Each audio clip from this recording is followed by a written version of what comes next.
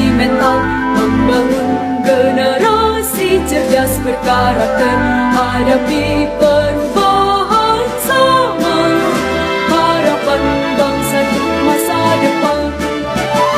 Tingkatkan moral dan keilmuan, wujudkan generasi. Bismillahirrahmanirrahim. Assalamualaikum warahmatullahi wabarakatuh. Perkenalkan, saya Ali Fadila dari SMK Muhammadiyah 1 Padumara sebagai calon guru penggerak angkatan 10. Dan saya sekarang sedang bersama dengan Bapak Nana Setiana SAG. Beliau adalah kepala sekolah dari sekolah saya. Bapak, sebelumnya mohon maaf ya mengganggu waktunya, dan terima kasih juga sudah berkenan untuk diwawancarai gitu kan ya. Nah, kalau boleh tahu Pak ya, sebelumnya sudah berapa tahun Pak memimpin di sekolah ini Pak? Alhamdulillah memimpin sekolah 2 tahun lebih sekarang. Sudah berjalan 2 tahun lebih ya, dari proses diberikan SK sampai saat ini baru 2 tahun ajaran menjelang mau 3 tahun, mau 3 tahun Pak ya? Mau 3 tahun jalan. Oke, sebelumnya mohon izin Pak, saya ada tugas untuk dari guru penggerak untuk mewawancarai Bapak. Nah, untuk wawancara sekarang saya pengen tanya Pak, Bapak sebagai pemimpin sekolah pernah gak Pak mendapatkan sebuah kasus mengenai dilema etika atau pendidikan moral? Pastilah yang namanya sebuah permasalahan, jangankan di sebuah institusi atau lembaga, dalam kehidupan pribadi pun itu masalah pasti ada. Cuman kita mungkin berbeda objeknya. Kalau di sekolah apakah pernah ada masalah? Pasti ada. Cuman masalah-masalah di sekolah pasti itu secara khususnya berurusan dengan tentang aturan-aturan di sekolah, antara sebuah pemahaman yang sinkron dengan sekolah atau tidaknya. Nah, maka ketika mendapatkan permasalahan seperti itu, saya secara pribadi yang diamanai kepala sekolah di sini mencari solusi yang terbaik bagaimana menyelesaikan masalah itu. Artinya menyelesaikan masalah tanpa melahirkan lagi masalah, walaupun itu sangat sulit. Menyelesaikan masalah tanpa meninggalkan masalah pasti ada. Cuman mungkin kita meminimalisir ya terjadi lagi masalah-masalah yang baru. Mungkin gitu. Iya. 3 tahun ya, 3 tahun pasti banyak masalah pasti ya. Nah, dari 2 atau mau 3 tahun ini, bagaimana nih Pak Bapak dapat mengidentifikasi kasus-kasus tersebut? Bagaimana proses identifikasinya Pak? Salah satu contoh ini permasalahan yang terjadi kasus ya, ini berulang-ulang tiap tahun, tidak sampai tidak ada saja contoh seperti siswa kesiangan begitu ya Pak Adi ya. Nah, ketika dicoba dikomunikasikan, ditanya kenapa atau penyebabnya apa kesiangan, yang menjadi hal dilema bagi kita adalah ketika anak ditanya kesiangan itu alasannya juga membantu dulu orang tua gitu kan.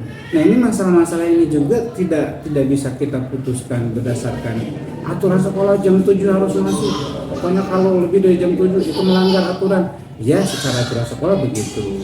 Cuman ketika mendengar jawaban dari anak, alasannya sangat mulia, membantu dulu orang tua.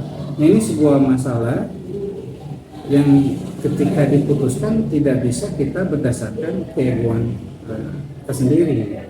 Maka mungkin tadi dalam hal ini kita atau saya secara pribadi bekerja sama dengan PIKE, bersama dengan wali kelas, BPBK ataupun kesiswaan, mencoba mencari betul tidaknya. Yang pertama, anak itu kesiangan lantaran membantu dulu orang tuanya ya.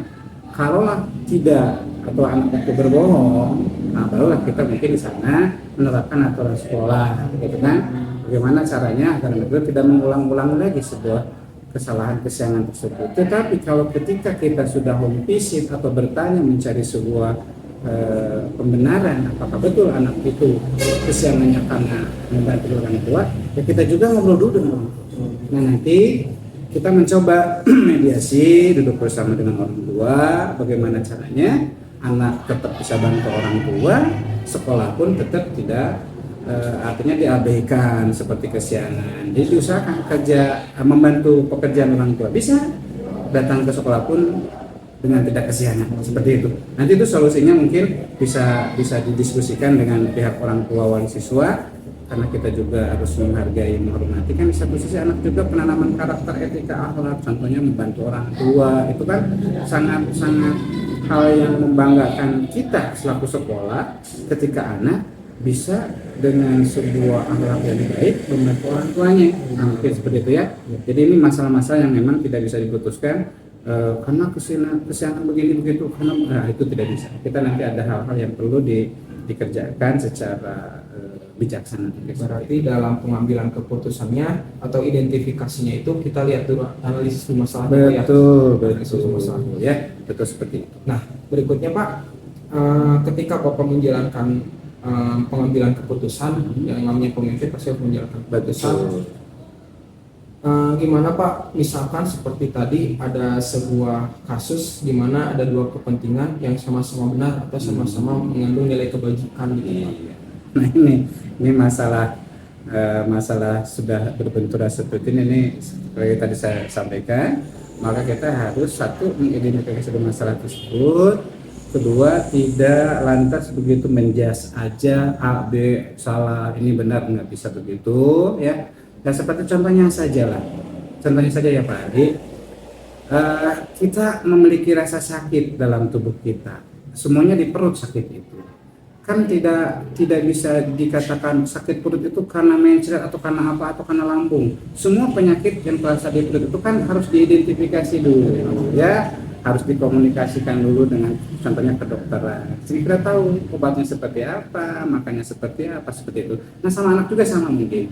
Ketika masalah itu terjadi pada anak, kita pun harus berbijaksana ketika meninjau sebuah permasalahan yang terjadi. Ya mudah-mudahan memang ini masalah yang sangat dilema, tapi mungkin dalam sebuah hukum Islam itu dijelaskan ketika kita dihadapkan kepada dua hal yang darurat, maka ambillah kedaruratan yang paling terkecil. Nah seperti itu ya, seperti Pak. Ya, jadi ketika ada dua kepentingan yang sama-sama itu kita lihat dulu ya yang menurutnya dari tingkatnya gitu. Betul. Ya. Berarti langkah-langkahnya juga kita tadi sama Bapak sudah dijelaskan ya, langkah-langkahnya kita identifikasi, terus kita lihat hal yang paling riskan yang mana. Nah selanjutnya Pak, selama hampir 3 tahun memimpin, pasti banyaklah tantangan atau rintangan Bapak ketika mengambil keputusan. Bisa diceritakan Pak tantangannya seperti apa Pak? Ya. Begini, konsekuensi setiap mengambil sebuah keputusan pasti mungkin ada hal-hal yang akan mengganggu, bukan mengganggu, ada orang yang setuju atau tidak ya sebuah keputusan. Tetapi sebelum mengambil keputusan itu mungkin saya selaku yang kepala mencari solusi terbaiknya. Seperti tadi yang disampaikan, tidak ada menyelesaikan masalah tanpa melahirkan masalah. Pasti ada. Cuman bagaimana caranya kita mencari solusi masalah itu, walaupun ada masalah, masalahnya tidak sebesar yang kita takutkan, meminimalisir masalah. Kalau kecil pasti ada, gitu ya. Nah, kedua kita mencoba mencari solusi-solusi itu dengan cara ya kita di sekolah ada komite ya, ada yayasan selaku pemilik sekolah ini, kita coba ngobrol diskusi seperti apa baiknya ya. Nah sehingga mungkin yang paling baik itu memang secara persuasi dulu gitu ya, berbicara dengan tidak mengambil dulu keputusan. Kalau keputusan yang pertama masih bagus, masih cocok sesuai dengan keadaan yang kita hadapi ya nggak mesti kita mengambil sebuah keputusan kebijakan lagi. Ya, tapi kalau memang sebuah aturan atau sebuah pelanggaran atau kejadian itu memang sudah tidak cocok dengan aturan yang ada, barulah kita mengambil sebuah kebijakan lagi, mengambil aturan lagi. Gitu ya. Tadi sempat Bapak singgung ya, selain pengambilan keputusan itu selain dari analisis atau identifikasi Bapak, ada faktor lain ya, contohnya tadi ada komite, ada ada mungkin stakeholder yayasan seperti itu ya. Iya, betul. Selanjutnya, ketika ada suatu permasalahan Pak, pengambilan keputusannya itu apakah langsung pada hari itu atau ada jadwal-jadwal khusus Pak? Oke, begini Pak Hadi, kita hidup ini tidak bisa menjadwalkan sesuatu masalah terjadi, ya. Karena masalah itu memang pasti mengikuti gerak langkah kehidupan kita, ya. Tetapi masalah juga tidak bisa terjadwalkan atau apalagi dijadwal hari Senin akan terjadi hal ini, nggak bisa, ya. Maka ketika masalah itu terjadi, kita juga mungkin itu artinya secara kondisional, insidentil, ya. Maka kita pun pada waktu itu terjadi sebuah masalah, ya kita juga mungkin dipikirkan dulu sama kita apa penyebabnya, seperti tadi identifikasi masalah, barulah mungkin setelah itu memutuskan sebuah permasalahan itu dengan sebuah hal-hal yang insya Allah di Muhammadiyah khusus saya mengedepankan bukan keegoan lah, ya, bagaimana kita mencari solusi dari masalah itu supaya meminimalisir masalah yang lebih besar. Tapi konsekuensinya setiap aturan kebijakan diambil pasti ada yang tidak suka atau ada yang menjadi korban pasti. Tapi kita minimalisir, ya, hal-hal itu terjadi. Berarti untuk penjadwalan tergantung masalahnya, ya, Gitu kondisional. aja, iya. Tadi kondisional aja lah, ya, kondisional saja. Kedua mungkin bisa diselesaikan secara kapasitas saya selaku kepala sekolah. Ada juga kan mungkin masalah itu terjadi bukan hanya melanggar aturan sekolah, bisa saja kan menyeberang dengan bertolak belakang dengan aturan yayasan juga, gitu ya.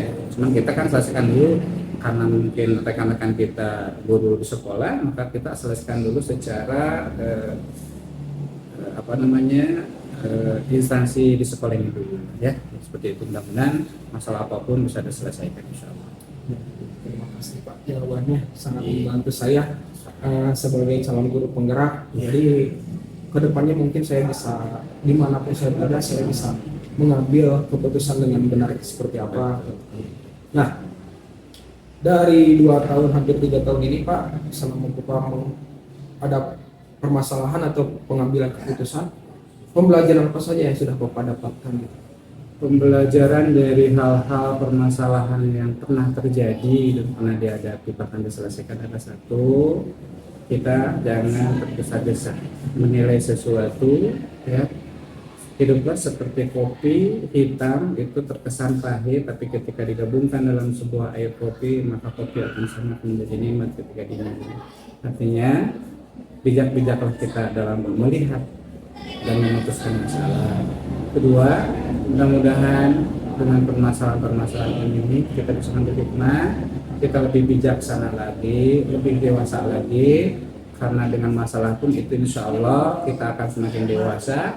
Ada sebuah pembelajaran yang kita ambil bagaimana cara menangani dan menyelesaikan masalah. Dan yang terakhir, jangan lupa janji Allah bahwa setiap masalah ada solusi. Apabila kita dengan niat ikhlas karena untuk kebaikan, tidak ada masalah yang tidak bisa terselesaikan. Itu ingat, la yukallifullahu nafsan illa wus'aha. Begitu Pak Ali, ya. Terima kasih Pak. Sangat banyak pembelajaran yang saya dapatkan dalam wawancara ini. Sekali lagi saya terima kasih telah berkenan untuk diwawancarai oleh saya. Terima kasih. Waalaikumsalam warahmatullahi wabarakatuh.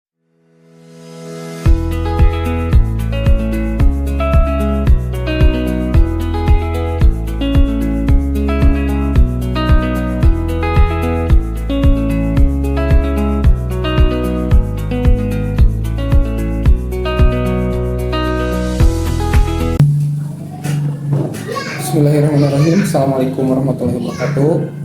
Perkenalkan, saya Aldi Fadilah dari SMK Muhammadiyah 1 Padangara. Saya di sini sebagai calon guru penggerak angkatan 10 Kabupaten Garut. Sekarang saya bersama dengan Ibu Hajah Idah Hindasah SPD MPD selaku kepala sekolah dari SDN Mekar Bakti 2 Padangara. Nah, sebelumnya Bu Haji, saya ucapkan terima kasih ya dan mohon maaf sudah diganggu waktunya.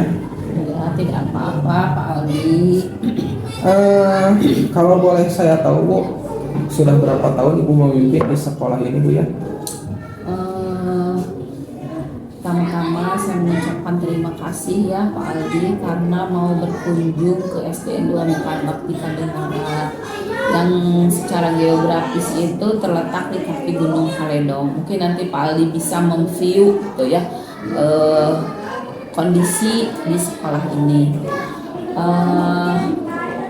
Saya bangga gitu ya karena masih ada guru yang ada di Kecamatan Kadungora untuk berbagi, untuk menggali gitu ya, menggali apa-apa atau kekuatan atau potensi yang ada di SDN 2 Mekar Bakti ini.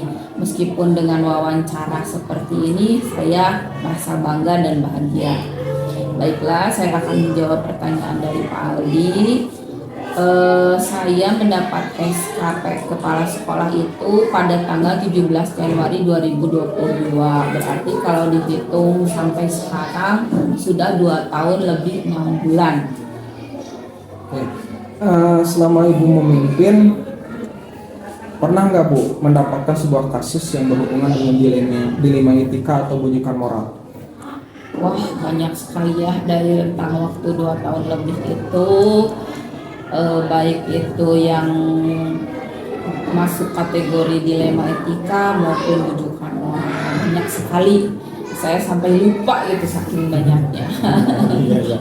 Pasti ya selama 2 tahun itu bukan waktu yang sebentar, pasti banyak masalah-masalah yang terjadi.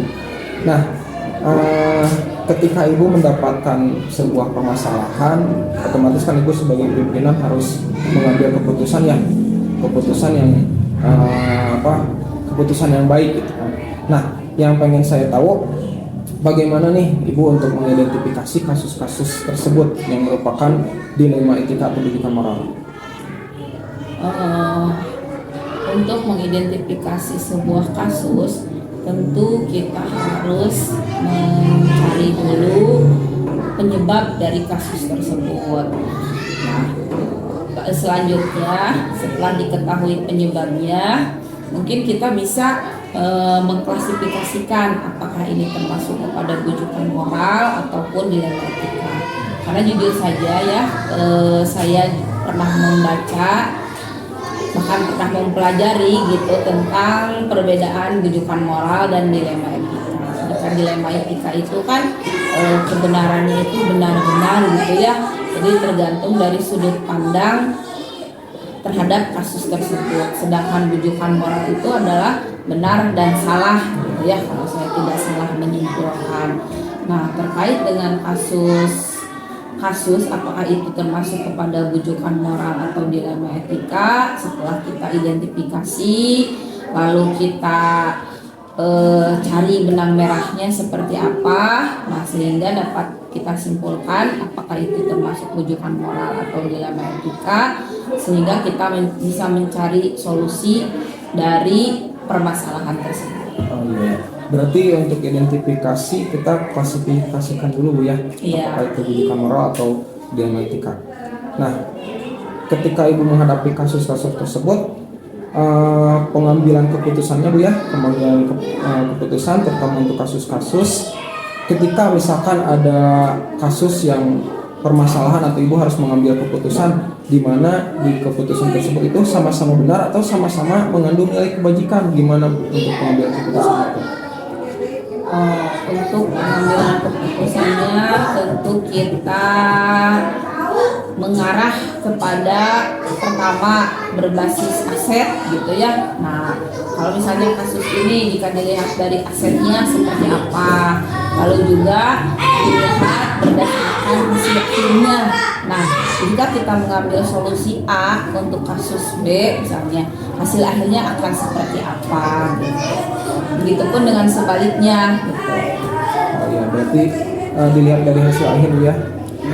Nah, ketika Ibu contoh mendapatkan sebuah dilema ataupun harus mengambil keputusan, pasti ada langkah-langkah ya yang harus Ibu laksanakan. Nah, kira-kira prosedurnya atau langkahnya selain tadi yang di awal itu mengklasifikasikan, selanjutnya prosedur yang Ibu lakukan itu apa aja Bu?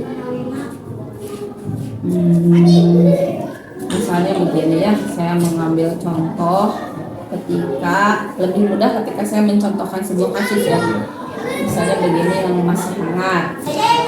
Di sini ada soal PPK yang usianya memang sudah lanjut. Jika melihat masa kerja atau usia produktif, 6 tahun lagi dia pensiun. Tetapi karena mungkin ada faktor X, faktor milik gitu ya, sampai hari ini beliau belum diangkat sebagai ASN, baik itu PNS maupun P3K. PPG juga belum terpanggil gitu. Sehingga melihat hal tersebut, ketika melihat dinamika rekan-rekan yang di bawahnya sudah diangkat, sudah terpanggil PPG, sepertinya dia merasa patah semangat sehingga mengundurkan diri. Nah, secara apa ya, ketika melihat dari data di Dapodi, tentu ketika ada guru yang mengundurkan diri harus kita keluarkan dari Dapodiknya, karena memang secara de jure dia sudah tidak melaksanakan kegiatan pembelajaran atau tidak melaksanakan tugas. Tetapi secara nurani kita merasa melihat gitu pengabdiannya selama 20 tahun gitu ya. Jadi tidak bisa langsung dikeluarkan begitu saja, tetapi kita melakukan pendekatan psikologis kepada beliau, apakah memang betul-betul mau resign, apakah memang sudah dipikir matang-matang. Setelah melakukan pendekatan psikologis dan ketika beliau ingin mengundurkan diri dengan alasan keluarga, lalu kita juga melakukan pendekatan secara diplomasi, yaitu kepada atasan kita, kepada atasan gitu ya, kepada pihak-pihak terkait, kepada para stakeholder, meminta pencerahan bagaimana ini dengan kasus atau problematika yang terjadi pada salah satu PPK di sekolah ini gitu ya. Tapi ternyata sampai hari ini keputusan dari beliau masih tetap, yaitu tetap belum ingin melanjutkan, atau dalam arti masih tetap ingin resign saja. Berarti dari kasus tersebut langkah itu kita melakukan pendekatan dulu ya? Iya, pendekatan psikologis dan pendekatan diplomasi. Nah, Ibu ini udah lumayan ya, sudah 2 tahun lebih, hampir 3 tahun memimpin di SD ini. Nah, kira-kira pastilah banyak tantangan ya Bu ya, tantangan dalam mengambil sebuah keputusan itu menjadi sebuah tugas yang berat bagi saya untuk mengambil keputusan. Nah, kira-kira Bu, tantangan seperti apa aja Bu yang terjadi selama 2 tahun hampir 3 tahun ini dalam pengambilan keputusan? Tantangan misalnya ketika anak kesini banget ya, lama banget kesini gitu ya, kan tentunya harus melalui adaptasi, apalagi secara geografi saya bukan asli orang sini gitu ya. Kalau diibaratkan dengan bahasa gaul itu anak rantau gitu ya. Nah, ketika pertama mendapat tugas untuk memimpin di sekolah ini, hal pertama banget yang saya lakukan itu yaitu melakukan pendekatan baik itu kepada gurunya, kepada warga di sekitar, kepada komite. Nah, setelah melakukan pendekatan secara psikologis, kita amati seperti apa lingkungan kerja di sini, lalu bagaimana lingkungan masyarakatnya, kepeduliannya terhadap sekolah, lalu komitenya bagaimana kontribusinya terhadap sekolah. Nah, setelah melakukan pengamatan, kita bisa melakukan langkah selanjutnya. Nah, kalau misalnya dengan menggunakan cara seperti ini bisa tidak menyangkutnya kepada para PPK-nya, kepada para lingkungan masyarakatnya, kepada komitenya. Nah, ternyata ketika saya melakukan tindakan A masih ada kendala, lalu saya refleksi, saya evaluasi, dan saya buat lagi strategi baru pendekatannya itu. Nah, alhamdulillah setelah melalui berbagai uji coba pendekatan dan eksperimen tindakan, akhirnya saya dapat insya Allah gitu ya, untuk tahun sekarang ini hubungan dengan PPK sudah apa ya, kalau dalam ini mah sudah kondusif, lalu dengan lingkungan masyarakat juga saya sudah tahu seperti apa gitu ya, harus bagaimana mengayomi mereka, lalu dengan Pak Komite juga sama gitu ya. Nah, untuk tahun sekarang pada awal tahun ketika karena kan nilai jual dari sebuah sekolah itu adalah berapa banyak yang daftar ke sekolah ini atau berapa banyak orang tua yang menitipkan anak-anaknya untuk berdidik di sekolah ini. Waktu tahun pertama saya hanya mendapatkan murid 17 saja. Tetapi tahun kedua alhamdulillah ada peningkatan menjadi 24, bahkan dari pindahan-pindahan dari kelas 2 sampai kelas 6 waktu itu mencapai 30, lalu tahun sekarang menurun lagi hanya 23, tapi tidak apa-apa ya, karena memang secara geografis di sini berada di lingkungan di areal persawahan, jadi untuk ke pemukiman penduduk itu agak jauh sehingga memang kesulitan untuk daerah sini itu kesulitan untuk mendapatkan murid gitu ya. Jadinya ketika berada di kisaran 20 ke atas itu sudah menjadi poin yang bagus gitu, menjadi track record bagi sekolah ini bahwa masih dipercaya masih ada orang tua yang menitipkan putra putrinya di sekolah ini. Gitu ya, tantangannya mungkin ya. Nah selanjutnya Bu nih, ketika Ibu menghadapi sebuah permasalahan yang mengharuskan Ibu untuk mengambil keputusan, apakah ada jadwal khusus nih Bu, ataupun langsung diambil keputusan pada hari tersebut, ataupun bagaimana untuk jadwal pengambilan keputusan Bu? Kalau misalnya ada sebuah kasus dan memang memerlukan keputusan yang mendesak, nah tentu itu memang harus diputuskan. Tapi kalau memang keputusannya masih bisa kita pertimbangkan lagi, ya kita pertimbangkan lagi. Jadi menurut saya itu adalah kondisional gitu. Kalau memang mendesak ya kita buat keputusan dengan mempertimbangkan aset dan hasil akhir. Kalau memang dapat ada kesempatan untuk memikirkan kembali, untuk berdiskusi dengan rekan guru, bisa ditangguhkan. Kalau ada jadwal khusus tidak. Berarti kondisional ya gimana kasusnya Bu ya. Berikutnya Bu, untuk pengambilan keputusan nih pasti adalah seseorang ataupun faktor-faktor lain yang mempengaruhi keputusan tersebut. Nah biasanya Bu, ada seseorang atau faktor lain nggak Bu yang untuk membantu Ibu dalam mengambil keputusan tersebut? Kalau seseorang namanya juga keputusan, kan kalau di sekolah itu memiliki prinsip kolektif kolegial gitu ya. Jadi kalau misalnya keputusan itu menyangkut kemaslahatan sekolah, tentu saya tidak bisa secara sendiri gitu. Saya harus mendengarkan aspek-aspek dari atau pendapat-pendapat dari para guru. Kalaulah memungkinkan kita tapi tidak langsung seolah-olah kita ini tidak punya prinsip gitu ya, sampai harus bertanya-tanya kepada misalnya pada guru atau kepada orang tua yang memang dipercaya misalnya. Tetapi kita hanya sebatas mendapatkan referensi saja sehingga keputusan nanti yang kita ambil membawa maslahat bagi semuanya. Berarti lebih ke ini ya, faktor untuk referensi mungkin Bu ya, mencari saran itu untuk referensi, tapi tetap kita yang memiliki keputusan mungkin ya sebagai pemimpin. Nah mungkin itu Bu, terima kasih Bu ya, apa yang Ibu sampaikan itu sangat membantu saya sebagai calon guru penggerak yang mungkin nanti akan saya alami bagaimana cara pengambilan keputusan. Nah pertanyaan terakhir Bu, menurut Ibu pembelajaran apa yang Ibu dapatkan dari pengalaman Ibu dalam mengambil keputusan, pengambilan keputusan? Pengalaman, tentu saja pengalaman merupakan guru terbaik bagi kita ya. Nah ketika ada suatu kasus yang menimpa sekolah ataupun menimpa secara kepada diri saya secara personal, tentu kita jadikan itu adalah sebuah pembelajaran, karena bagaimanapun juga sesuai dengan apa yang sering disampaikan oleh para pemuka agama gitu ya, Ustadz, bahwa Allah akan memberikan masalah karena Allah yakin bahwa kita mampu menyelesaikannya.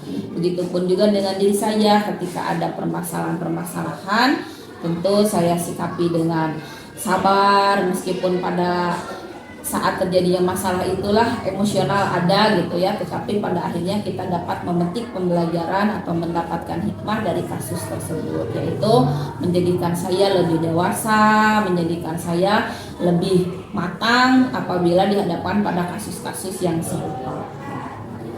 Iya, Sekali lagi saya ucapkan terima kasih banyak Ibu. Mohon maaf mengganggu waktu atau aktivitas kerjanya. Tidak apa-apa Pak Aldi. Saya ucapkan banyak terima kasih. Assalamualaikum warahmatullahi wabarakatuh. Waalaikumsalam warahmatullahi wabarakatuh. Sukses juga untuk Pak Aldi dan kawan-kawan.